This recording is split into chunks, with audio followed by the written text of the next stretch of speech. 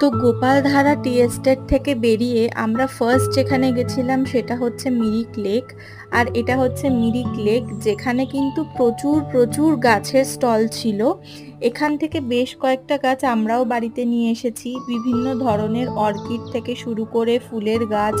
এখানে আরো অনেক কিছুই কিনতে পাওয়া যাচ্ছিল। তো আমরা এখান থেকে কিছু কিছু জিনিস কিনেছি ছোট ছোট। আর এই যে জায়গাটা, এইখানে না নিচে বোট রাইডিং হচ্ছিল, আমরা সেটা করিনি, ওটা স্কিপ করেছি। আর ওই পারে দেখতেই পাচ্ছ এখানে সবাই কস্টিউম পরে ছবি তুলছিল, আর ওইদিকে না হর্স রাইডিংও হচ্ছিল। তো ওই দিকটাও বেশ ঘুরে দেখতে সুন্দর লাগছিল। আর এটা হচ্ছে টিংলিং ভিউ পয়েন্ট, যেটা আমরা যখন স্টেশনে যাচ্ছিলাম যাওয়ার পথে এটা পড়েছিল। তো যাই হোক, এই পুরো দার্জিলিং সিরিজটা আমার এখানেই শেষ হলো। এই সুন্দর ঘোরার যে অভিজ্ঞতা তোমাদের সাথে আমি শেয়ার করলাম, কিরকম লাগলো অবশ্যই